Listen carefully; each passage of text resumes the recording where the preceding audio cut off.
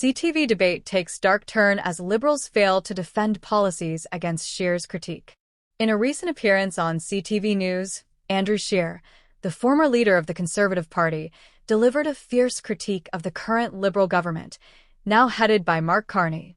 Scheer's comments came just ahead of Parliament's return on May 26th, aiming to highlight what he perceives as the Liberals' failure to uphold their own principles. This debate has significant implications as Canada approaches crucial political discussions in the coming months. During his interview, Scheer focused on the Liberals' apparent shift in policy, claiming they have begun to adopt measures that were long championed by Conservatives.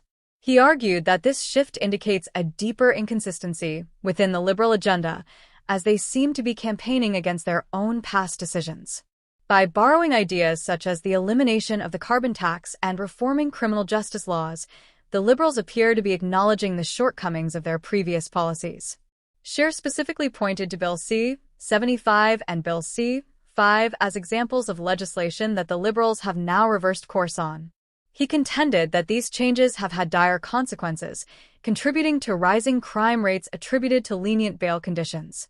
This assertion underscores Scheer's belief that the current government's approach to crime and justice is fundamentally flawed and requires immediate attention. The former Conservative leader did not shy away from directly addressing Mark Carney, the new Prime Minister. Scheer expressed skepticism about Carney's abilities, suggesting that the former central banker has had a rocky start. He highlighted contradictions within Carney's cabinet, particularly the conflicting statements made by the housing minister regarding affordability. Such discrepancies, Scheer argued, undermine the government's credibility and effectiveness in addressing pressing issues. In addition to criticizing the government's internal inconsistencies, Scheer called for a full repeal of the carbon tax. He argued that this policy hinders Canadian competitiveness, especially in comparison to U.S. manufacturers. By eliminating the carbon tax, Scheer believes the government can take decisive action to improve economic conditions for all Canadians. Scheer characterized these proposed actions as low-hanging fruit, suggesting they could be implemented quickly and effectively. This rhetoric not only aims to resonate with voters concerned about economic issues, but also positions the Conservatives as a party ready to take pragmatic steps toward improving the nation's financial landscape. While Scheer's comments were largely critical, he did point out areas where the Conservatives are open to cooperation with the government. He emphasized the importance of working together on national issues, particularly concerning U.S. tariffs, where Pierre Poilievre has shown a willingness to collaborate.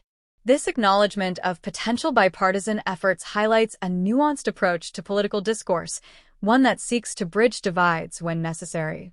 However, Scheer was clear that intentions alone are insufficient. He insisted that the government must deliver real results, not just promises. This emphasis on accountability is central to Scheer's message, as he seeks to position the Conservative Party as a viable alternative to the current Liberal leadership. On the topic of policy scrutiny, Scheer stressed the Conservative Party's commitment to reviewing legislation thoroughly rather than adopting a knee-jerk reaction of support or opposition. He cited the example of dental care, a policy initially met with resistance from Conservatives but later embraced after reassessment. This adaptability, he argues, demonstrates the party's dedication to evaluating policies based on their merits. Scheer also tackled the regional tensions that have been increasingly vocal in Western Canada, particularly in Alberta and Saskatchewan. He acknowledged the feelings of alienation and frustration many residents feel towards federal policies perceived as detrimental to their economic well-being. This recognition of regional disparities is crucial in a country as diverse as Canada, and Scheer's comments aim to resonate with those who feel overlooked by the federal government. When questioned about Premier Danielle Smith's efforts to facilitate a referendum on separation, Scheer opted for a cautious approach.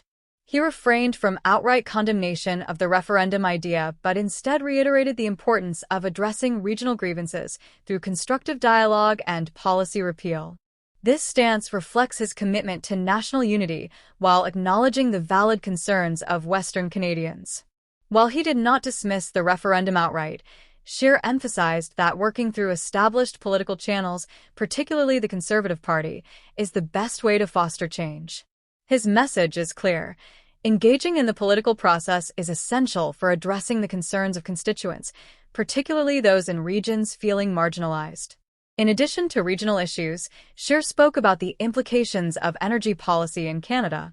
He criticized the current administration for encouraging imports of oil from countries with vastly different values, arguing that such policies do not serve the national interest. Instead, he called for an energy policy that prioritizes domestic production and aligns with Canadian economic and social goals.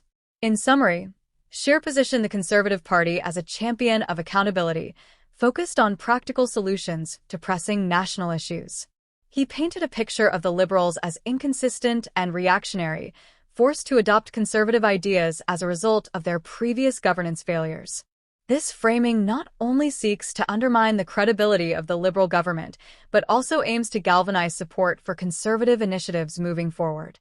As the political landscape in Canada continues to evolve, the upcoming debates and discussions will be critical in shaping public opinion and influencing voter behavior. Scheer's strong critique of the Liberal government, coupled with his emphasis on cooperation and accountability, sets the stage for a contentious political season.